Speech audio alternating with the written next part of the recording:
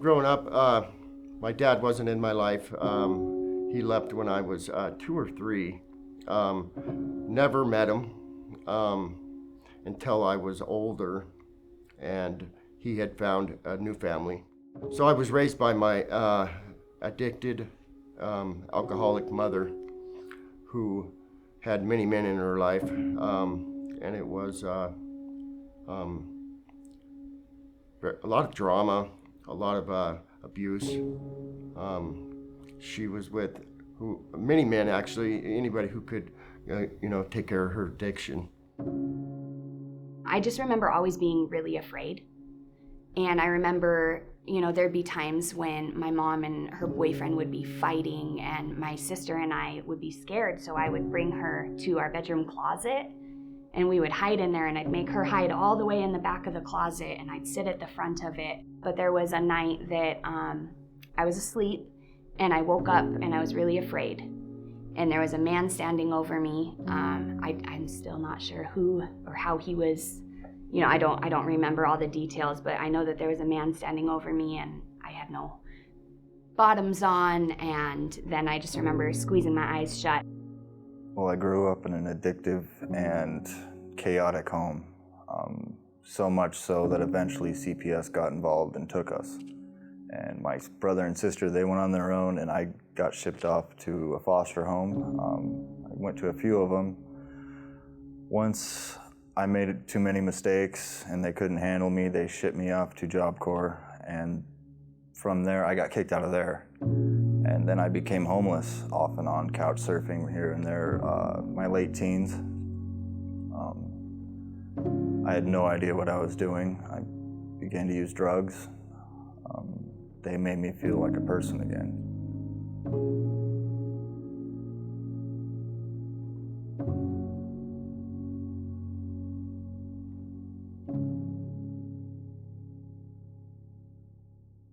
I've worked with people who have experienced all sorts of trauma, ranging from combat to childhood trauma. So there was a really brilliant study done a few years back by Kaiser Permanente down in San Diego, where they did a questionnaire for everyone who got a wellness check, so the healthy and the sick. It covered a lot of people. And they asked about what we would call adverse child events. And that can include emotional, physical, or sexual abuse in the home before the age of 18, having a household member who was incarcerated, divorced, who abused substances, or living with a mother who was battered. And so they asked them about these events, and what they found was that as these adults reported adverse childhood events, or ACEs, as those ACEs numbers increased, we saw a decline in health. We saw a great increase in alcoholism, in drug abuse, and also we found a correlation between high ACE scores and homelessness. And so this was one of the first studies that actually proved that early childhood events have this great effect on physical health, on homelessness, on abuse, on suicidality, and that it really does affect how one interacts with their body, with the outside world, and affects their likelihood to thrive. I don't ever remember not smoking pot, ever. I started harder drugs when I was probably 12, 13. My mom was proud of me. When I was dealing drugs, she got drugs from me, I had a lot of friends, lots of women, gambling, just partying it up. Being homeless made me feel disposable, unwanted, unvalued, worthless, hated. I felt like nobody cared. I felt like I had no hope. I was lost. Eventually, I didn't care, and I just became a hollow shell. I was severely addicted to methamphetamine. I was not a believer. I was actually very angry with God. I wasn't sure if there was a God, or, if he loved me or how he could love me. I was very angry. I was very, very angry just with where my life had gone, with the drugs. And, I lost both of my kids. I lost my daughter to CPS. She was severely hurt in the care of somebody that I had trusted. So, I was alone. I am Carrie Reese, and I am a life coach, and I have dealt with people in at-risk populations for about 20 years, including some time working here at the Union Gospel Mission. The first thing that comes to mind when somebody asks me, how do people heal from trauma, is they don't heal from data. So that is a mistake that we sometimes make. We want to educate people and we want to teach them, but I would throw this out there. How many people know that smoking could kill you? And how many people has that stopped from smoking? So what really has to change in people's lives is their values or a heart change. And that can only happen with support of other people or in community. So a process of change happens with this combination of grace and truth and time. In a recovery process, grace just means accepting a person where they are. So you're going to take them with all the mess and you're going to accept them right where they are. Okay, be in a process with them. And the next part of that is truth, and that is the ownership over choices, and that's all that's done that harms you and other people, and being willing to take a look at it. It's uncomfortable and it requires a desire for accountability. But that truth piece is important so that we're not just enabling people. But here's the kicker, that it doesn't all happen in the same pattern or process for each person. Now, an organization like the Union Gospel Mission has to be orderly. It has to have processes in place. And so there are certainly building blocks that you can work with, but really what you do is you set that foundation, and then a person is going to take the components that they need for their life and incorporate that in their time. So some people, the chains fall off and they lose almost, every kind of addiction, but other people, they're going to learn some of those, and just as in all of our lives, it's going to take time. Recovery experts will often talk about finding out what's under addiction. So certainly you could walk down the street and look at homeless people and say that the majority of them may have addiction problems. But really treating the addiction in a holistic way means uncovering what we use that addiction for. That's the heart and soul of recovery, is figuring out what it is that we are using for. And once you identify that, that's a place where in community you can be met and sometimes grieve losses, sometimes forgive, and just go through that process. But it's not the process about alcohol or food. Those are just the surface things we use, and there are many addictions. But really, what are we using it for? That's the heart issue that we're getting at in long-term recovery. Hope is in relationship.